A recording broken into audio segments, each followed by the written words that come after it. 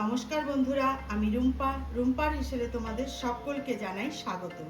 প্রতিদিনের মতন আজও একটি রেসিপি নিয়ে চলে এসেছি। আজ কোনো রান্না বান্না নয়, আজ আমি একটি খুবই হেলদি ড্রিঙ্ক তোমাদের মধ্যে শেয়ার করব।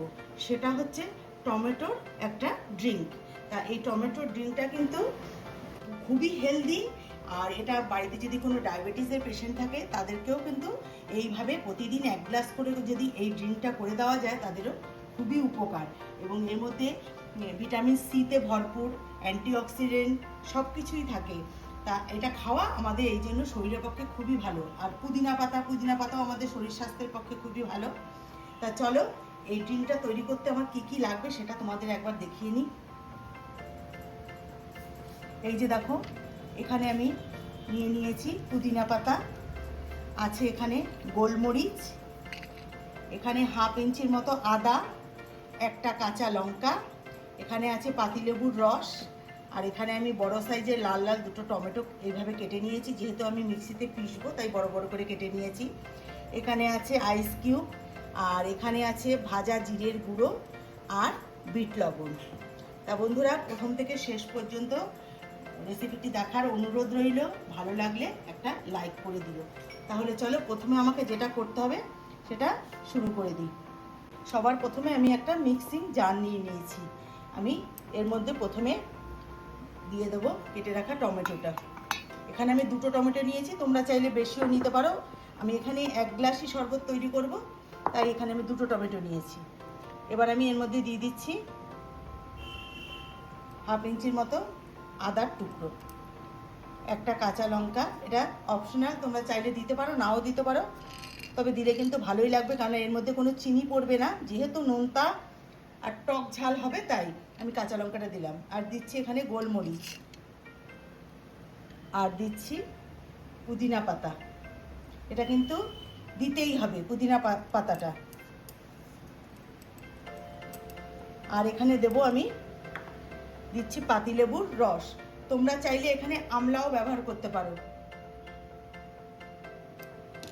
আর এখানে দিয়ে দিচ্ছি আইস কিউব, আর দেব সবশেষে দেব বিট লবণ। এটা কিন্তু অবশ্যই দিতে হবে, বিট লবণটা ভীষণই ভালো লাগে খেতে। একবার খেলে দেখবে মন চাইবে রোজ রোজ খেতে, এতটাই টেস্টি হয় খেতে। আর দেব ভাজা জিরের গুঁড়ো।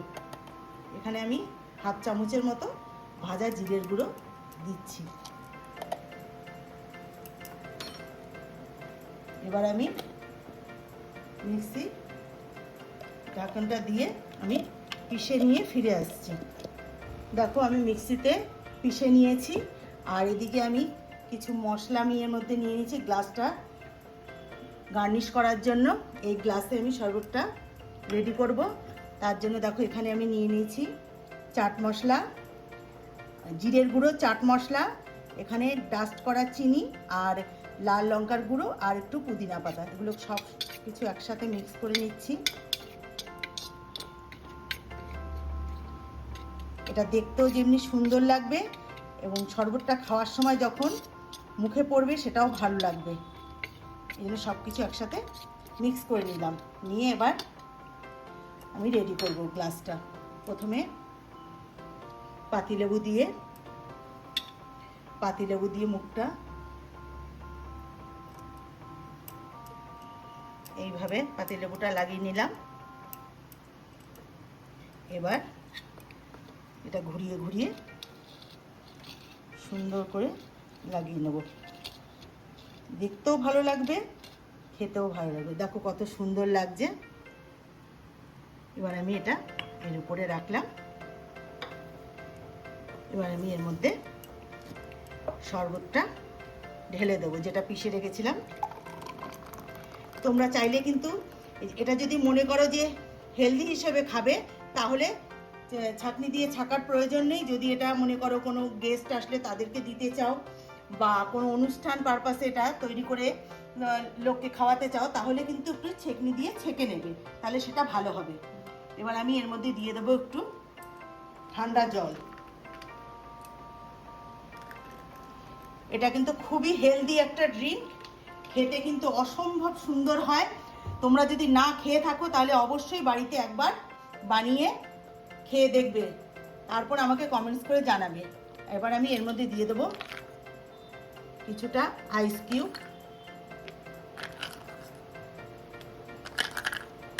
এখানে 4 টুকরো আমি দিলাম। আমার শরবতটা একদম রেডি।